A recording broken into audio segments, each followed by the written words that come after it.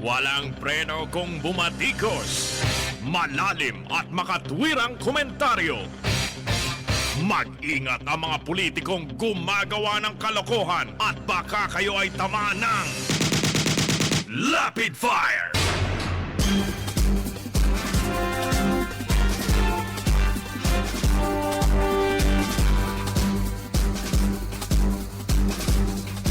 Isa na naman pong dating punong mahistrado, mga kaibigan, ang dumepensa sa mga kasong inihain para po sa impeachment laban kay Associate Justice Marvic Leonen.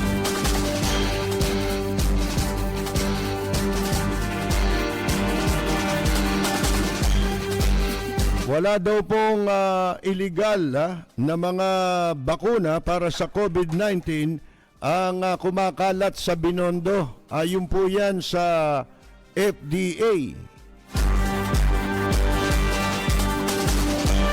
Talaga.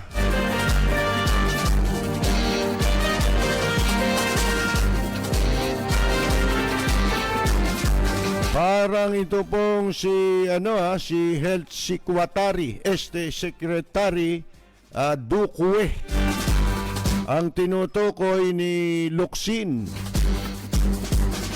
Doon po sa sinasabing ika nga nagbangketa sa bakuna ng Pfizer para paboran ang China.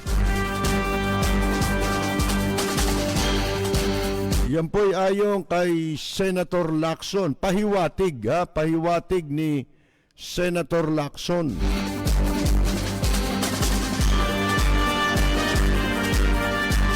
Ay pandiretsuhin.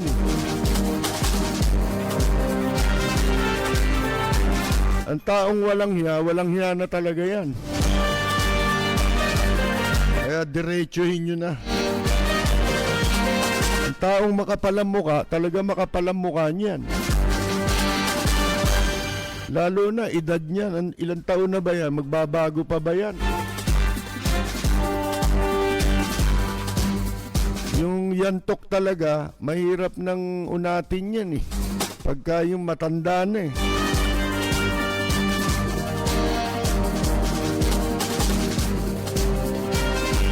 At meron tayong ipapakitang video ngayon, mga kaibigan. Nakuha natin kanina, personally, tayo po ang kumuha nitong video. Diyan po mismo sa loob ng grounds ng Manila City Hall. Ito po'y sa kabila ng panawaga o babala ni Yorme na magdideklara ng localized lockdown kapag tumaas daw ang kaso ng COVID sa lungsod ng Maynila. Panoorin natin, kapraso lang naman ito Wala pang 1 minuto po itong kuha natin ito. Galing tayo kaninang Yumaga, dyan po sa Manila City Hall. As usual, magulo. Ang pila sa labas mahaba, walang social distancing. At ang nakita natin seniors distancing. Yung pala mga senior citizen, ang social distancing nila dikit-dikit. Yun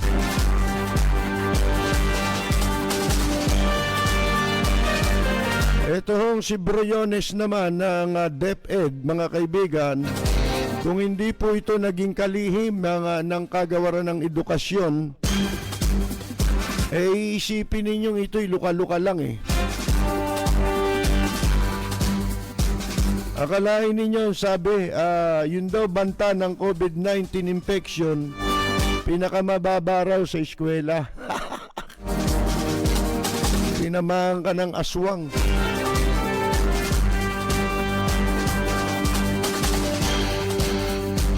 Marami pa tayong pag-uusapan ditong mga kuntil-butil, mga kaibigan, sa kabuuan ng pagtatanghal ng ating palatuntunan. Ano po?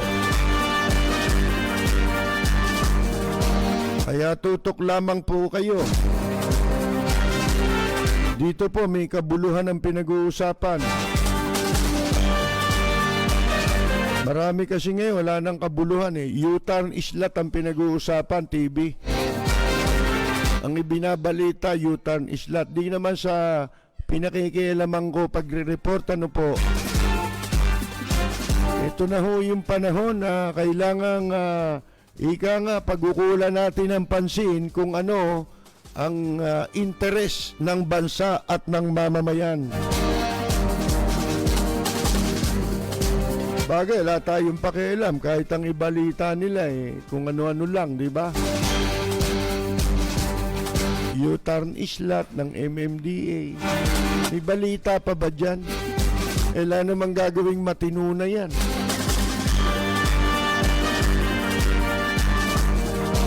Niniwala pa ba kayo sa himala? Ang tatanda na natin para maniwala tayo sa engkantada.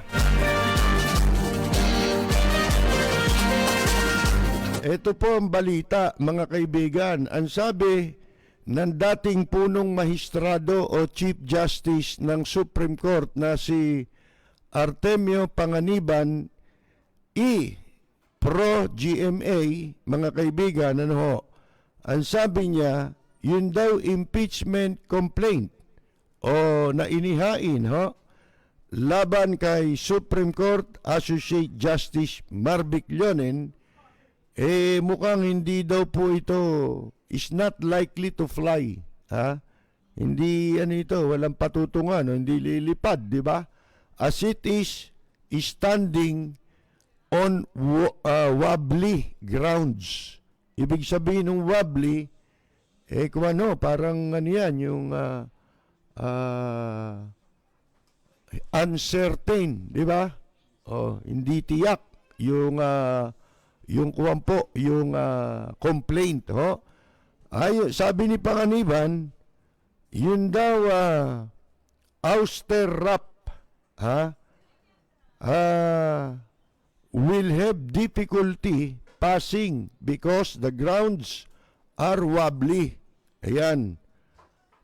Labang kay Leonen yung inihaing complaint, di ba, sa tinatawag na impeachment case.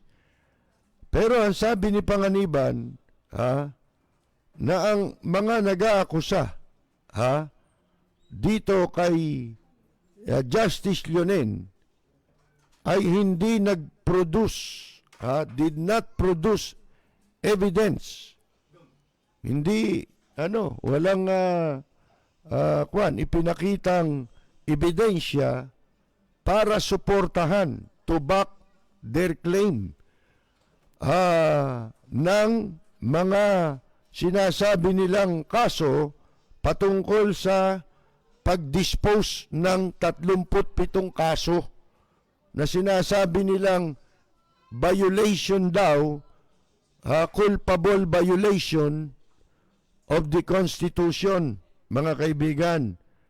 Ang sabi ni Panganiban, assuming that their accusation, ipagpalagay na niya na ang kanilang mga akusasyon ay totoo.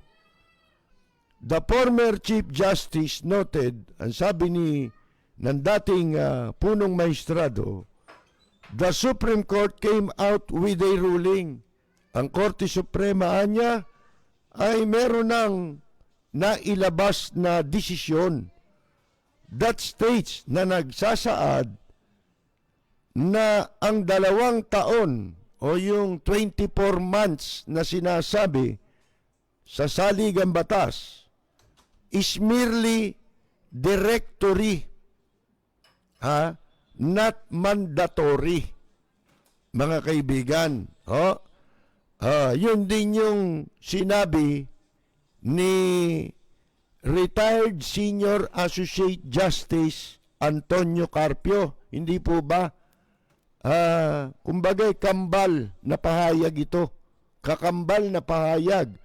Sapagkat pareho silang naging mahistrado ng Korte Suprema. Idinagdag pa ho ni Panganiban na meron ding non-conclusive proof that Lionel failed to file 15 SALNs when he was still a professor at the University of the Philippines. Mga kaibigan, ano to? Ang sabi pa niya, idinagdag pa ni Panganiban, sa kanyang pananaw, impeachment process has been cheapened in the sense that it is raised even if the grounds are not very clear, not very justificable, not very up for the process. Ginagawang ano na ito kumbaga, 2-5 na yang impeachment mga kaibigan. Kung sa bagay,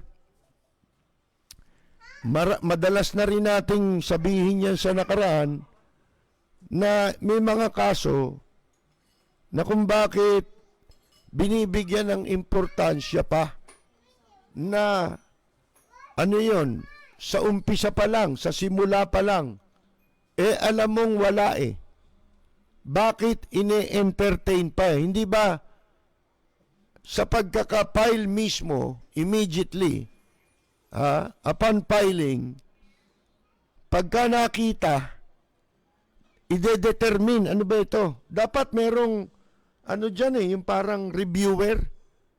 Di ba? Diba, tinanggap mo. Merong ano yun, malimba, merong certain period, 2 araw, 3 araw, ide-determine nung reviewer, kahit saan kang kahit sa Korte Suprema, nangyayari din naman ito kahit sa Korte Suprema Yun ang pinagtataka natin kasi naaaksaya ang panahon ng ng mga kinauukulang tanggapan ng pamahalaan. Katulad yung mga piskal, di ba? Yung mga prosecutor. Diyan ito yung malimit natin sinasabi na sampa ng kaso. Di ba?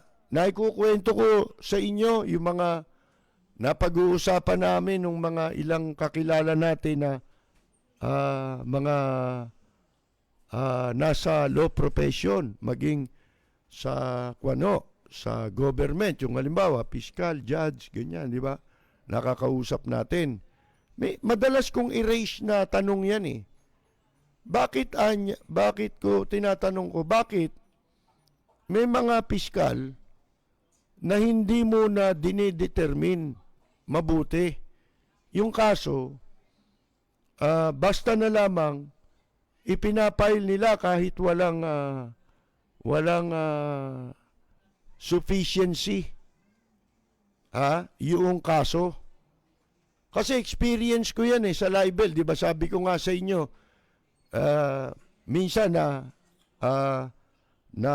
may naghain ng kaso laban sa atin, libel. Mahigit ng 1 taon Ano ginawa ng piskal? Kasi pagka may nag-file ng kaso sa'yo, ang gagawin ng piskal, pasasagutin ka. Di ba? Isusubpoena ka para mag-submit ka ng counter affidavit, kung tawagin. Bibigyan ka ng kopya, naka-attach yung kopya ng complaint laban sa'yo. Di ba? Para sagutin mo kung ano yung nasasaad dun sa kanilang affidavit of complaint. Di ba? Na ipinail sa fiscal's office. Ngayon, kahit sagutin mo yan, at alam mong walang kwenta yung kaso, pagka luko-luko yung piskal, isasampa yan Yan ang malimit kong tinatanong, bakit ini-entertain yan? Kasi sa matagal na panahon, sabi ko nga sa inyo, unang-una akong nakatikim ng libel case. Na-virgin ako noon sa libel Nadunselya ako ng libel nung panahon ni Presidente Cory Aquino. At ang nag-file ng complaint laban sa akin, yan si si ating Tita Miriam, ang yumaong Tita Miriam Defensor Santiago, nung siya ay nakaupong commissioner ng noon ay Commission on Immigration and Deportation pa ang tawag, CID pa, mga kaibigan. Oh.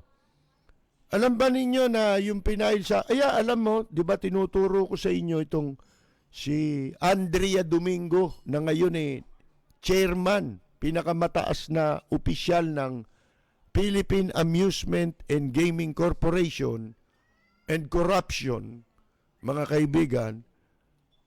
Isa yan sa mga staff ni special assistant ni ni Tita Miriam natin, di ba? Ako walang personal kahit na paborito ko rin si Miriam, baka akala ninyo, kahit na binabanatan ko yan. Ganun talaga sa sa lipunan natin lalo sa gobyerno, di ba? At sa profesyon ng mga nasa media, hindi ko binabanatan mo, hindi ka nabilib sa tao, di ba? Ang pinupunan mo sa kanila, yung binabanatan mo sa kanila, hindi naman yung sila mismo per se. Kung hindi, kung ano yung ginagawa nilang mali, di ba? Nagtataka tayo, katulad nito sinasabi ni Panganiban, mga kaibigan. From the very start, lumalabas dito na walang basihan itong kaso para i-entertain.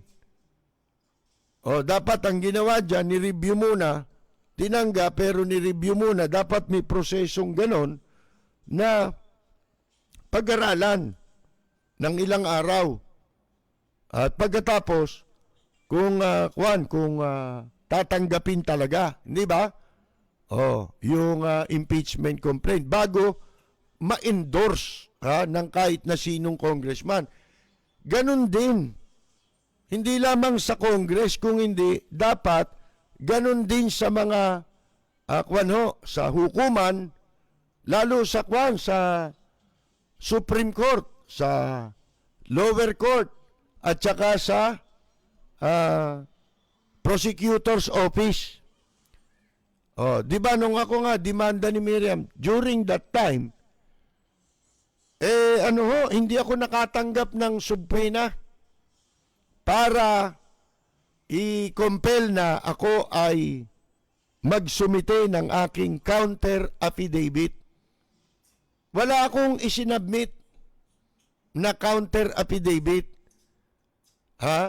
Nakatanggap na lamang ako ng notice galing sa fiscal's office na para ipaalam sa akin na yung naghain sa akin ng kasong libelo ay kanilang ibinabasura yung reklamo.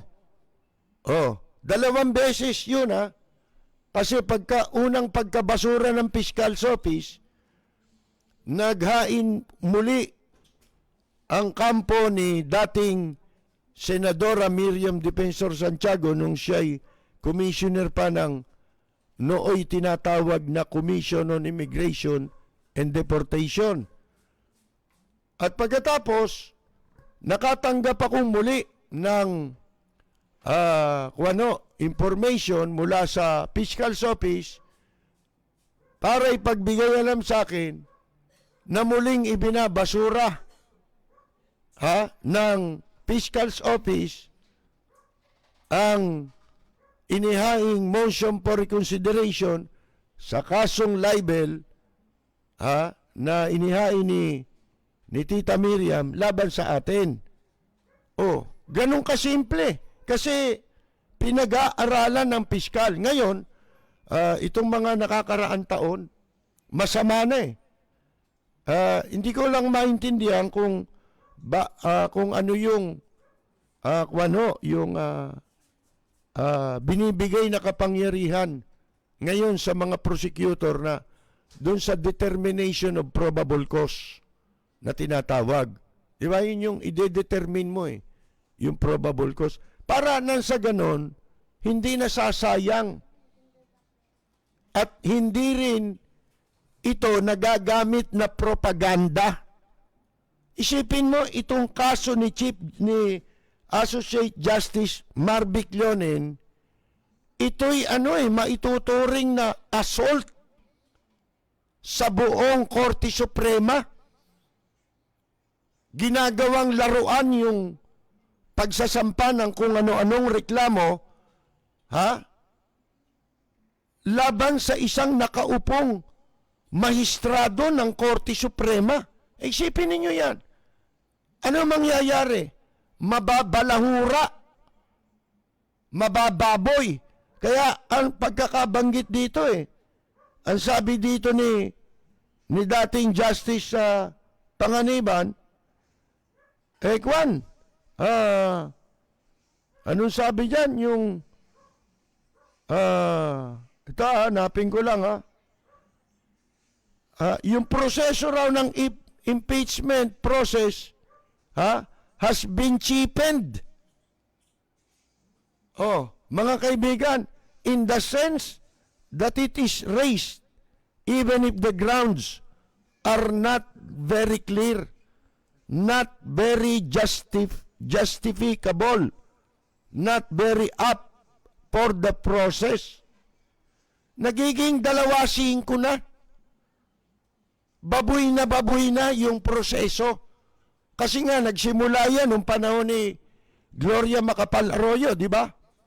Na sinasabi natin yung kaibigan din natin yun si dating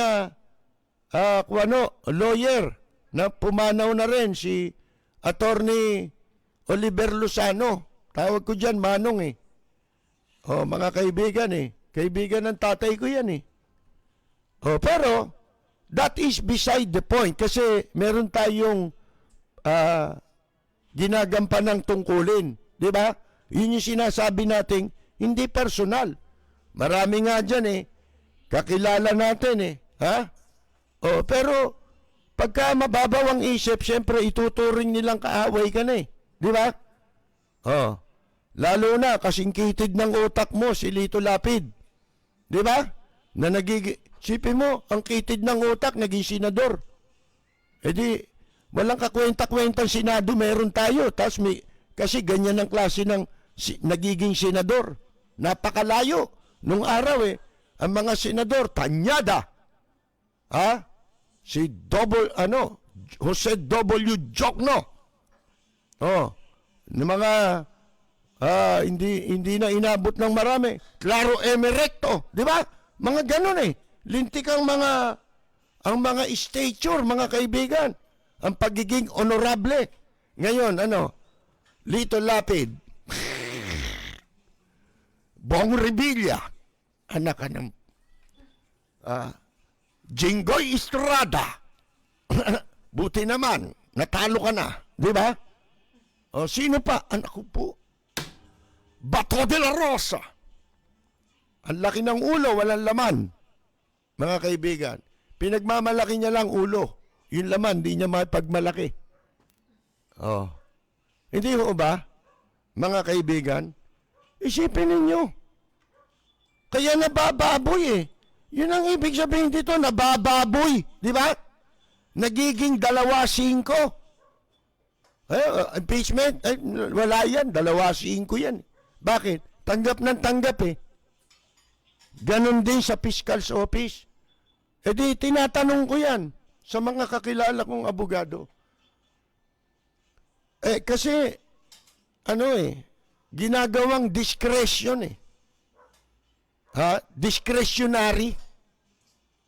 Pag sinabi mong discretionary, ang pagsasampa nila, pagtanggap nila ng mga kaso, mga kaibigan, kung ano yun? Nawawala yung public accountability ng mga public officials. Hindi ba? Katulad sa mga piskal. Ngayon, tinan ninyo nakapagsasampa ng kaso sa husgado. Base sa determination of probable cause na sinasabi. Pero walang substance. tatanggapin naman ng judge. Hindi rin pag-aaralan ng judge. Ang gagawin ng judge pagka nagkaroon na ng information o ng isinampa na ng piskal, gagawa na ng information, di ba? Ang kasunod nun, warrant of arrest. Tinanong ko yung abogado, itong kasong ito, kako, alam naman natin hindi magtatagumpay ito eh. Bakit kako tinatanggap ng judge? Ang posible lang na dahilan ng kaya pinail yung kaso, may galit sa iyo yung piskal na may personal. O kaya ay alam nyo na, mga kaibigan, kung magkano. Hindi ba? Ginagawang parang commodity yung kaso na binebenta. Pagka may magbabayad, isasampa yung kaso. Abay, matagal na yan na pinupuna natin Kasi nabubulok na masyado nang nabubulok. Masisira na ang katarungan. Kaya laganap ang kawalang katarungan, ang injustice. Di ba? Lalo sa mga walang kakayahang magtanggol sa kanilang sarili. Hindi ba? Mga kaibigan. Pero ang mga magnanakaw, magtaka kayo. Naaabsuelto kaagad. Ang bibilis. Ang bibigat ng kaso. Capital offense, mga kaibigan. Yung pinakamataas na krimen na pwedeng magawa ng tao pero nadidismiss. Bakit? Yun ang tanong ko. Sabi sa akin ng isang abogado, alam mo niya, sabi ko, hindi ba alam ng judge yan? Na tayo mag-aaksaya ng panahon dito, pera ng gobyerno yan. Alam natin na sa bandang huli, mababaliwala yung kaso. Ano sabi nung abogado, veterano, kausap natin? Sabi nung abogado, alam ng judge. Kaya lang, nahihiya yung judge. Nahihiya yung judge. Alam niya, nagkapera yung piskal So, tinatanggap. Sino ngayon na nako-compromise? Nako-compromise mo ang katarungan. Isipin mo, pahirapan mo yung mga tao na attend, di ba? Sa hearing, inaaksaya mo yung pera, inaaksaya mo yung panahon. Pera ng taong bayan lahat yan. Tapos, sa kahuli-huli yan, dismissible talaga yung kaso. Hindi ba? Mga kaibigan, lalo na wala yung mga elements ng crime. Kasi sa libel may 4 na elements. Mga kaibigan, pag kinulang yung isa doon, bakit pa isasampa ng piskal? Di ba? Kasi kailangan kompleto yon. At alam naman natin, na kapag kulang yun, hindi ka maaring hatulan ng hukuman. Bakit? Kasi ang taong hinahatulan dapat ay beyond reasonable doubt. Na ang ibig sabihin, ni katiting na pagdududa ay wala. Ni katiting na pagdududa. Wala. Yun ang sinasabing beyond reasonable doubt. Pero pagka merong konting pagdududa, katiting, mga kaibigan, hindi ka maaring hatulan. Lalo na kinulang ng isang elemento ang kaso. Hindi ka na pwedeng mahatulan, di ba? Kailangan kompleto ang elements. mga kaibigan. At saka maliwanag na ang libel eh. Ang libel, mga kaibigan eh, marami ng jurisprudence eh, na sinusunod eh. Yung Bustos case lang, mga kaibigan, na ang sinasabing anumang bigat ng komentaryo, opinyon, mga kaibigan, pasensya ka kung ikaw ay public official. Ha? Mga kaibigan, kailangan ang full-blown ang maging tawag dito, yung discussion, pagtalakay, sa anumang ginagawang kamalian ng isang public official. Napakarami ng basihan. Pero file ng file, di ba? Bakit? Kasi yan ang panakot ng mga mga public officials ng mga nasa gobyerno. At tandaan ninyo, kung sino yung mahilig mag-file ng libel, totoong walang hiya. Kami man, nababanatan pero hindi kami nagpa-file ng libel Sinisiraan pa nga di ba? Mga walang basis Pero hindi na namin pinapansin. Mga sayang lang panahon mo dyan mga kaibigan hindi pa kami public official. Hindi man tayo nagnanakaw sa gobyerno. Hindi naman tayo sumasali dyan sa mga wetting, kung ano-anong illegal na gawain. Di ba? Hindi tayo sumasali dyan, yung nangongotong. Di ba? Sa mga pasugalan, kung saan-saan, hindi tayo sumasali dyan. Mga kaibigan. Kasi mawawalan tayo ng moral authority, hindi ba? Ascendancy na pumuna, bumatikos sa mga tiwali. Kung ikaw ay gumagawa rin ng katiwalian. Kaya bilib ako dun sa mga banat ng banat sa ganyan Pero tumatanggap sila ron. Ako ba, nakita niyo ba mga waiting, pinatulang ko yan? Maliban na kung hindi mo pwedeng iwasan na ma-discuss, di ba? Magamit mo sa pagtalakay ng issue. Mga kaibigan. Katulad niya na, tuloy natin itong, kasi dapat matuto tayo sa mga ganitong kaso. Kaya hindi tayo dapat, ito yung sinasabi natin ipagtanggol natin ang rule of law. Hindi yung tao. Pag yung tao, katulad niya, halimbawa si Leonen, sa maraming sumusubaybay ng palatuntunan natin, may mga pagkakataon, binabanatan ko yan, di ba? Si Leonen.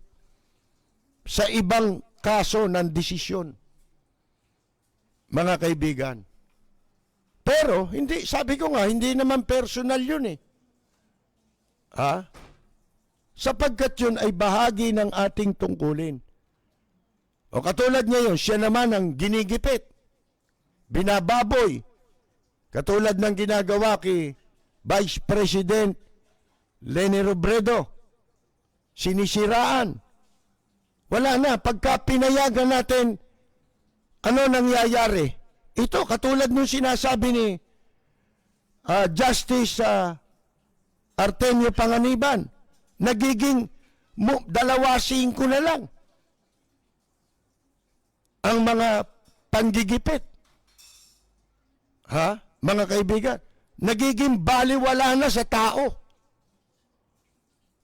Na hindi alam ng tao, hindi na alam tuloy ng publiko na kung ano ang kahalagahan na dapat kapag ka merong bumabaluktot sa rule of law, pag may bumababoy sa rule of law, kinakailangan sama-sama tayo. Hindi natin maiiwasan na walang bababoy. Pero kapag nakita yan ng mga nasa gobyerno na ang tao ay hindi pumapayag na binababoy ang rule of law, hindi nila bababuhin yan. Hindi nila gagawin yan. At kung may gagawa man yan, nag-aalaswerte lang, mga kaibigan. Pagtatawanan lang, magiging katawa-tawa ka. Dapat ganun eh. Ngayon, baliktad eh. Kung sino yung bumabaluktot sa rule of law, sila pa ngayon ang nagtatawa doon sa ginigipit nila. Katulad yan, di ba? Pangising-ising demonyo sila gadon, di ba? Ang lalakas ng loob, wala nang kahihiyan. Kumpurihin ang sarili, gano'n na lang eh. Mas marunong pa raw siya rin sa mga maestrado ng Korte Suprema. Ano sabi ni Babalu? Gunggong! Mga kaibigan. Di mo ba? Anak ka ng putya, oo. Dapat, yung mga bumababoy sa rule of law, yun ang mahiya. Baliktad eh. Yung gustong bumaboy sa rule of law, ipinapahiya nila yung ginagawa nilang biktima. Yung binibiktima nila. Nagipitin at bastusin. Supreme Court yan eh, mga kaibigan eh. At ang pag-atake sa isang maestrado ng Korte Suprema, ganito na. Inaatake mo na yung institution. Napakahirap na niyan. Kung lahat baboy na. At tayo ay walang gagawin. Tayo ay walang sasabihin. Hindi tayo magsasalita tungkol dyan. Mga kaibigan. Diba tayo, lagi nating hinihimok ang tao. Dito tayo sa rule of law. Abogado ba ako? Hindi. Hindi natin kailangan maging abogado para tayo manindigan sa panig ng rule of law. Hindi tayo kailangan maging abogado para maintindihan natin ang mga sinasabing ito ng mga dalubhasa pagdating sa batas. Sila yun eh. Sila yung dalubhasa eh. Hindi ba? Kasi alam nyo ang bagay na mali. Ang bagay na mali. Meron niyang pagkakataon eh, nakarinig ka, nakakita ka ng kamalian. Hindi ba sa sarili mo, kahit hindi mo maipaliwanag, minsan, agad, hindi mo maipapaliwanag agad ang isang bagay na mali na iyong nakita at narinig. Pero meron kang meron ka agad pakiramdam, teka muna, mali yan eh. Pero, nung maramdaman mo yun, hindi mo agad maipaliwanag. Bakit mali? Di ba? Kung bakit mali. Pero, palipasin mo lang ang ilang araw. Dahil makapagsasalita na ang mga dalubhasa. Katulad niyan. Mga, yan ang mga authority pagdating sa batas. Di ba? Dito kayo pumanig. Kasi yung Congress, baboy yan eh. Mga baboy yan. Yan ngayon, ang may hawak ng labangan ngayon, administrasyon. Sila yung baboy, yung administrasyon, hawak-hawak yung labangan. Kaya, itong mga baboy, dun ngayon sumasabsab. Pag nawala na itong may hawak ng labangan ngayon, at iba na naman ang umawak, sasabsab na naman yan doon. Di ba ganun ang baboy? Mga kaibigan, magkayo maniwala. Kita ninyo ginawa niya sa ABS-CBN. Diyan, baliwala sa kanila ang rule of law. Mga kaibigan, ang iginigit lagi niyan, Eh kami may kapangyarihan na niya sa impeachment eh. Kaya kailangan eh. Ano, aaksayahin mo? Totoo yun. Kayo ang mandated sa ilalim ng saligang batas para sa proseso ng impeachment. Pero, ang ginagawa ninyo'y abuso kapag walang basihan. Alam na alam ninyong kabastusan, kababuyan, katarantaduan. Tapos gagamitin ninyo ang inyong mandato, magpapakasangkapang kayo sa isang katarantaduhan na ang nakasangkalan mandato ninyo, mga hindoropot kayo.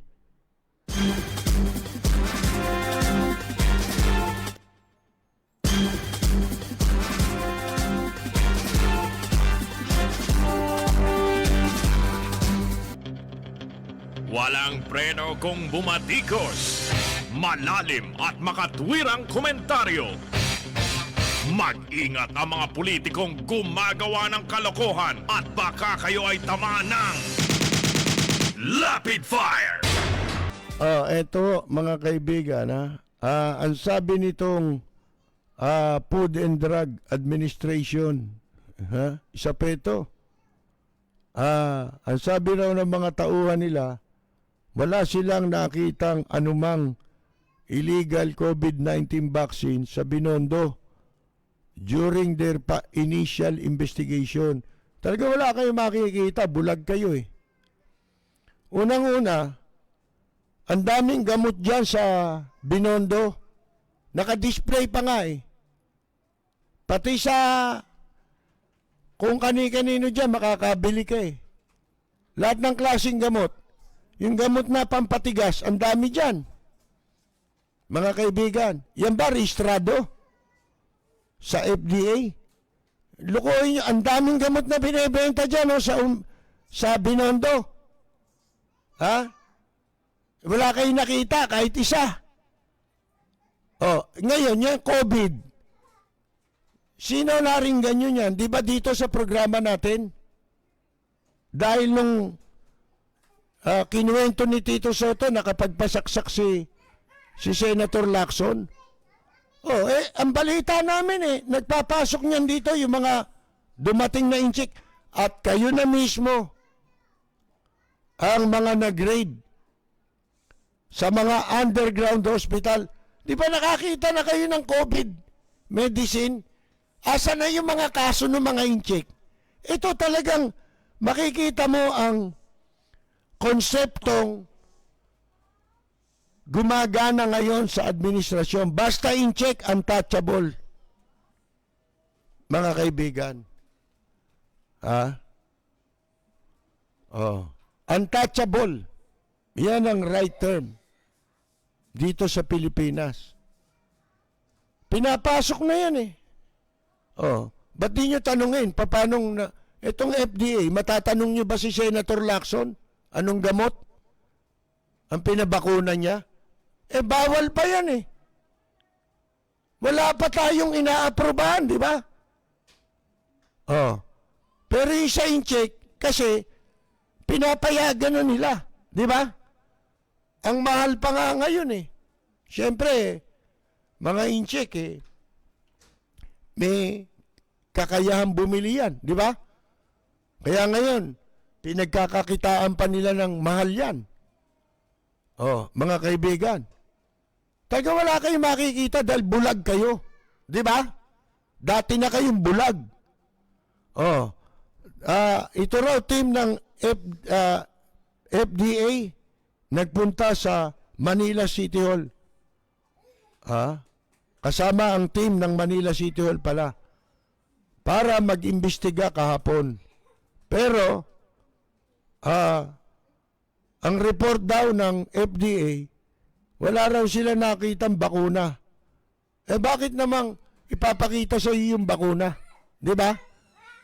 Mga kaibigan, paano sa Bureau of Customs pa lang, bulag na kayo?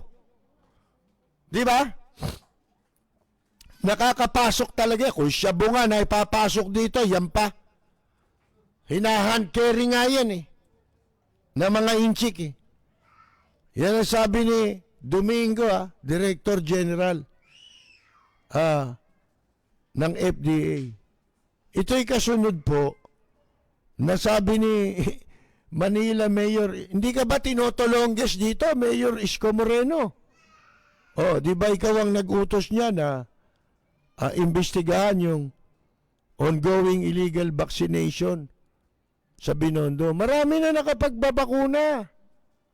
Ang mahal nga 30 mil o 50 mil yata bayaran eh. Nandun sa range na yun ang bayaran. 30 to 50,000. Hindi ko lang alam yung exact amount.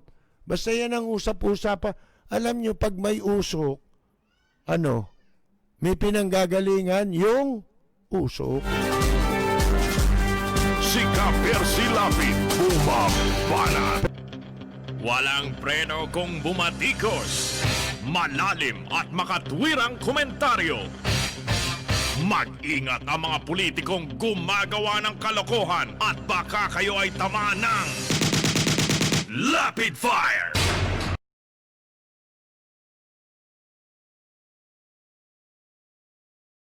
Ito hong FDA ang pinag-uusapan natin bago tayo nag-break, mga kaibigan. Nagpunta raw sila kasama raw team ng City Hall. Pero yun nga kaya ang findings din ng Manila City Hall. Kasi si Mayor Isko Moreno ay nauna nang ipinag-utos sa mga City Hall health officials at mga law enforcers na imbestigahan yung ongoing illegal vaccination sa Binondo. Dahil sabi niya, illegal yan. Wala pang existing o umiiral na COVID-19 vaccination program approved by the national government. Especially ang FDA, di ba? At ipagbibigay, alam daw nila sa FDA kung merong bagong developments sa napaulat na vaccination program. Unang-una ang gumawa ng announcement na ito, maliwanag yan sinasabi ni Mayor Isko Moreno, sila ang nakadiscover niyan. Mag-iimbestiga sila. At sila ang ipagbibigay alam nila sa FDA kung merong developments sa napapaulat na illegal vaccination program. Mga kaibigan, bakit inunahan ng FDA ang statement ng Manila City Hall? Bakit karaka-raka umaksyon sila? Ano ba yan? Ang gobyerno ba kailangan opisyal lang ng pamahalaan ang magsasabi para kumilos ang mga nasa gobyerno? Di kayo na rin ang media kung gusto nyo. Di ba? Gusto nyo lahat, papil nyo eh. Di ba? Sipin mo, inunahan tapos nag-press release. Kasama raw nila yung... hindi naman ganun ang sabi ni Isko Moreno eh. Nag-utos siya ng mga tao, mag-imbestiga, at kung ano resulta, ipagbibigay alam sa FDA. Bakit ang FDA ngayon ang nagbibigay ng statement? Diba? Bakit? Umaksyon ba kayo dahil ang nagsasalita ay public official? Paano kung iba ang magkaroon ng ibang findings ang Manila City Hall? Mga kaibigan, di ba? Paano? Sakali lang. Kung hindi pa ayos ang buto-buto, di ba? Kundi pa yari ang kumida China, mga kaibigan. Tapos, tsaka pumapasok itong mga health secretary. Dito kasi walang ginagawa eh. Kaya yung nakakabahala yun yung pagtatatag ng bagong departamento na tatawaging Department of OFW. Kung sa bagay, ako, ang paniwala ko, ay hindi namang sincere yun eh. Hindi sincero yun. Yun eh, ano lang yun, for public consumption lang yun. Para humakot ng simpatya si Presidente Digongyo na kanyang sinertifayan. O para sa hindi nakakaalam, kasi meron akong mga nakitang comments patungkol dyan sa issue niya sa post ng iba. Ang mga comments nila kalaay mo sinertifayan. Hindi akala nila kasi pag sinertifayan naging batas na. Hindi pa ho. Ibig sabihin lang noon, ang mga presidente kasi ganun yan. Meron silang itinuturing na priority bills, di ba? Urgent bills na gusto nila under their administration ay maging batas, maipasa. Kaya tinatawag na priority para i-prioritize para unahin, bigyan ng importansya na mauna ang pagpapasa ng mga sinasabing panukala, prioridad na panukala ng Pangulo. Lahat ng presidente may ganyan. Ito naman, nagpa-priority, wala namang program, di ba?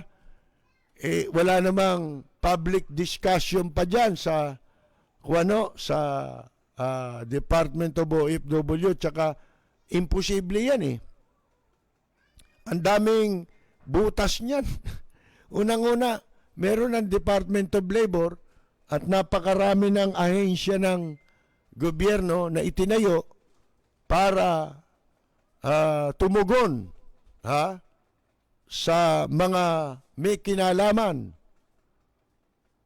sa OFW. Meron tayong POEA under ng labor, may OWA, puro dispalinghado pa nga eh, di ba? Lalo na yung OWA, naku po, hindi nagseserve ng purpose kung bakit naitayo yung OWA. Yan ay ginawang gatasan. At para mo nang nakikinikinita, ang unang magiging problema dyan sa pagtatayo ng Department of OFW, tiyak na iimbento na naman ng paraan para mabuhay nila yung department na yan na imposibleng magawa na sa ilalim ng administrasyon hanggang 2022. Mga kaibigan, imposible na. Lalo na next year. Next year pa lang mga bandang kalagitnaan hanggang third quarter, magiging abala na yung mga politiko. Sino ba ang magpapasa ng batas? Di ba mga politiko yan? Sa Kamara at saka sa Senado? Magiging abala na mga yan. Sa kanilang kampanya, pwedeng gamitin nilang kampanya yan. Kunyari, mag-iimbestiga, kamukha nung ginawa nung araw, nag-imbestiga dun sa investigasyon nila sa pagnanakaw sa Bangladesh, sa bangko ng Bangladesh, nitong mga personality rito, sila Kim Wong, di ba, mga incheck. Inimbestigahan do, malapit na eleksyon. Malapit na eleksyon, ang laki ng perang ninakaw $81 million magkano na ibalik, na isa uli? Wala pa yata 20 milyon dollar, katumbas. Mga kaibigan, asan yung iba? Asan yung 6 na po? Yung $60 million mahigit, nasan? Ala na, pagkatapos yung mga nag-imbestigang senador, ginawan dakila yung mastermind na itinuro, si Kim Wong, mga kaibigan. Isipin niyo yan, sinakripisyo. Yung yung manager ng branch manager lang ng bangko. Mga kaibigan, lintik. Nag-resign na raw yung nag-resign yung presidente ng RCBC, di ba? Mag-resign man yun, hindi niya na kayang ubusin yung perang na paghati-hatian dyan sa sa ninakaw, Diyan sa Bangladesh, di ba? O, dakila pa, pinuri pa si Kimong eh. Si Ka-Percy Lapid, bumabanat. Lapid Fire! Kanina ho, speaking of Mayor Isko Moreno, ito, di ba kahapon o nung makalawa, nasa paya nga, kahapon, na nagbabala si Mayor Isko Moreno na kapag tumaas ang kaso ng COVID sa Maynila ay magdedeklara siya ng localized lockdown, di ba? Diba? Parang mga barabarangay, di ba? O sa Maynila, mga kaibigan. Pero hindi natin nakikitang yung sincerity na yun sa nagbababala ka, ayaw mong tumaas yung bilang, di ba? Ng kaso. Siyempre, yun ang ayaw natin lahat, yung tumaas ang bilang. Pero parang sa City Hall nag-uumpisa yung yung pagkalat ng COVID eh. Kasi doon hindi nila pinatutupad.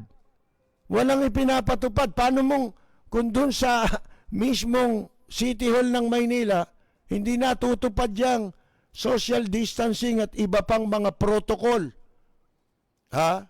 na ipinatutupad ng pamahalaan. Paano niya papatupad yung nasa labas? Nasa barabarangay, di ba?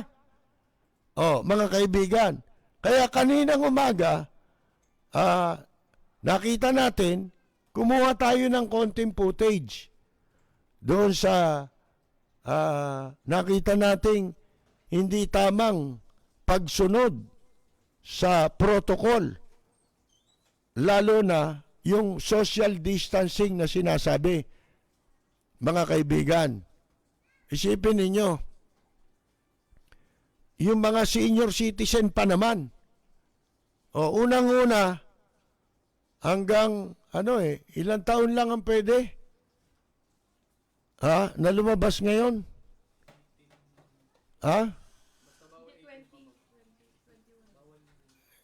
Hindi, yung senior. Hindi lahat ng senior pwede. Di ba? Hanggang 65. Hanggang 65 lang. O dito makikita nyo. Hindi 65 lang. Protocol din yun Another protocol yun. Social distancing na, nilalabag, pati yung edad, labag din. Siguro, wala nakakaalam Nagtanong ako sandali, kasi nagmamadali kami. May mga kasama ako hindi ko naitanong ko yung ilang tao ron, walang alam. Kung ano yung pila na yon, napakahaba. Kasi dyan sa City Hall ngayon, sabi ko nga kahapon, di ba? Bago ka makapasok ngayon dyan, pila. Isipin mo, pwede namang hindi ganun, humahaba yung pila. Siyempre, pag pila, nagdidikit-dikit ang tao, unti-unti di ba? Lalo na merong, kunyari, nagtatanong doon. Hindi ko alam Siguro tinatanong niya kung ilang taon, di ba? Dito sa pagmumuka pa lang sa itsura pa lang ng tao, malalaman mong over 65 na itong mga to. Di ba? Hindi ko sinasabing dapat higpitan sila. Hindi sila nagpapatupad ng batas Tinatanong natin, yung bang batas na pinatutupad nyo, pinasusunod nyo talaga. Di ba? Talaga bang pinapatupad nyo? Katulad niya, sabi, pagka tumaas ang kaso ng COVID, mapipilitan si Yorme na magdeklara ng localized lockdown. Bakit mo pababayang mag-localized lockdown pa? Kayo nga mismo dyan sa City Hall, wala kayong proseso. Hindi nyo pinatutupad yung protocol. Bago ka pumasok dyan ngayon, may isang mahabang pila. Wala nang social distancing yun. Obserbahan nyo. Lalo na kayo mga taga Maynila, makikita nyo naman. nung isang linggo, hanggang Top Avenue yung pila eh. Buti kanina, medyo hanggang 7-Eleven lang. Mga kaibigan. Sipin ninyo, dapat ba magkaroon? Kasi walang segregation eh. Sinara lahat yung pasukan sa City Hall. Meron pasukan niya sa Top Avenue eh. May pasukan pa yan. 2 pasukan yan. Yung isa, yung corner Arroceros Top Avenue eh. Ang bukas na lang yung Arroceros. Yung likod. Yung dito sa may SM na. Mga kaibigan. Yun na lang ang bukas. Bakit hindi kayo gumawa ng magkahiwalay na pila? Halimbawa nga kako, kung ano-anong transaksyon sa City Hall per se. Halimbawa, lahat ng opisina sa City Hall, lahat ng department, napupuntahan ng publiko, isang pila. Pagkatapos, gumawa kayo ng another entrance, buksan nyo yung isang entrance para naman yon sa mga nagtatrabaho, mga empleyado ng City Hall, empleyado ng Prosecutor's Office, empleyado ng court, di ba? At saka yung public na merong transaction doon sa Fiscal's Office at saka sa court. Kasi bawal kang mahuli dyan eh. Hindi ba? Mahuli ka doon sa pila eh. Kaya dyan hindi mo ma-observe yung social distancing. Bali ba sa City Hall, sa loob, ang daming problema. Walang elevator. Sipin mo kami, 5th floor. Inaakyat ko yun. Minsan pag napaaga ako, umakyat na ako, para lang makita yung mukha ko ron, di ba? May pakita ko ron sa korte na nandun ako. Madalas nga, dumadating ako ron, nakakandado pa yun eh. Mga kaibigan, magpapakita ko ron sa mga staff. At least, alam nila na ando na yung yung mga dadalo sa hearing. Tapos bababa na naman ako. Kasi nakakainip doon. Meron akong tatambayan doon sa labas. Doon ko inabangan yung mga kasama ko. Yung iba, mga kaibigan. Ba't di kayo gumawa ng ibang pasukan? Di ba? Magkahiwalay. Para hindi sama-sama. Isipin ninyo yan. Halimbawa, City Hall ang transaction mo, di ba? Mga assessment, ano-ano. Ang daming tanggapan doon eh. Di ba? Yung business permit, di ba? Mga ganon. Yun, isang pila. At tapos, gumawa kayo ng ibang pila. Mahirap ba yun? Mahirap bang isipin yun, mga kaibigan? Ngayon, eto ho. Panoorin ninyo. Kanina mukhang may biyaya eh. Na ipamimigay. Dahil makikita ninyo, puro senior citizen ito. Eto ho. Panoorin ninyo, mga kaibigan.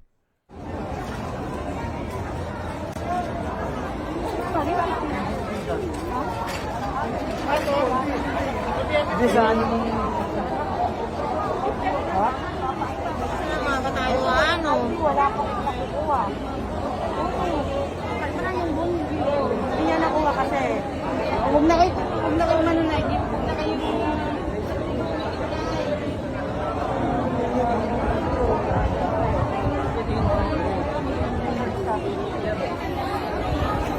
Sir! Oh.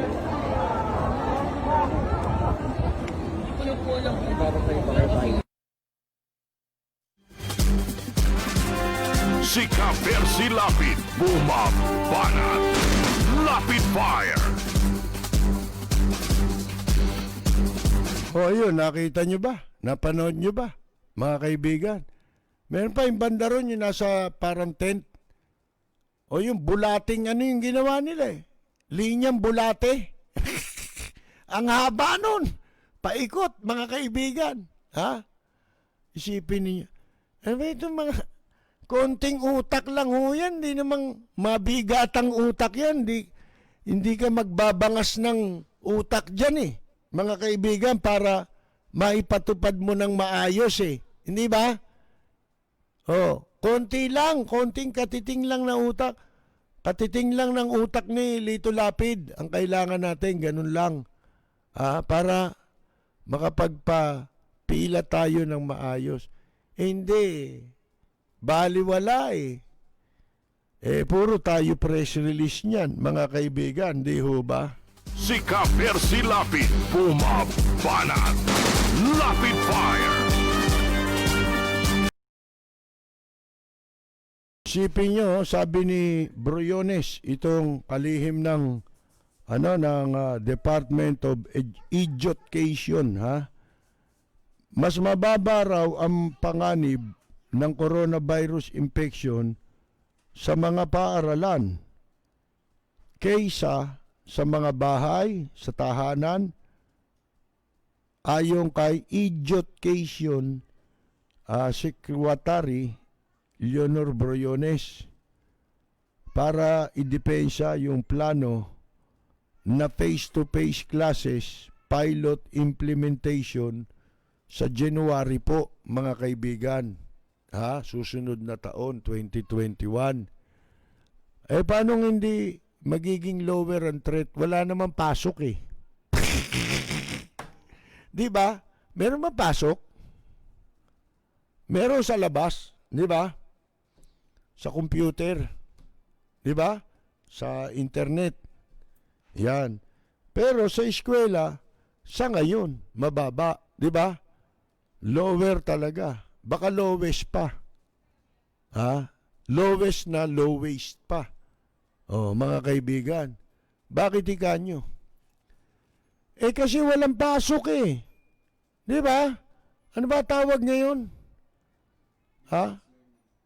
Distance learning. Anak ka ng mga kaibigan, Ano ba yan? Puro kayuhin. Puro kayuhin. Puro kayuhin. Ayan, puro kayuhin. Hindi maunawaan. Sabi ho nitong si Lola Briones, sinasabi na lahat ng pag-aaral nagpapakita na pinaka-lowest threat ay sa schools. Kaya pwede nang buksan. Mga kaibigan, masisira ulo ko rito sa... Teacher ba ito? Sekretary ba ito? Sabi ko nga sa inyo, kung hindi sekretary to, mapagkakamalan nyo, lukarit lang to eh. Si Ka-Percy Lapid, bumabanat. Lapid Fire! May karugtong pa yun. Ano pa karugtong? Ang malaking posibilidad, ay sa homes. Ba? Kasi that is where they spend most of their time. And other places.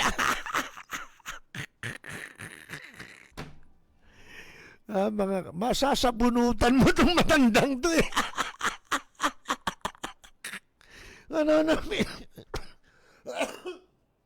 Magkaka-COVID ako sa iyo eh. Maniwala ka eh. Isipin mo. Paano hindi? Sa bahay daw, malakas. Kumpara sa school. Kasi sa school walang tao ron eh.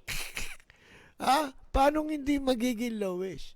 Iisa yata tao ron eh. Janitor.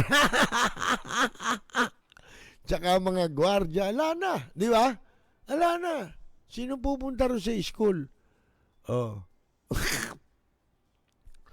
Mga kaibigan. Pag binuksan nyo na yan at ginamit nyo na itong pinaplano ninyong masama, iniiwasan nga ngayon lahat eh. Di ba? Lahat eh. Wala muna. Isipin mo, ang sakripisyo ngayon ng titiisin ngayon ng tao. Pasko, walang party-party, di ba? Mga kaibigan.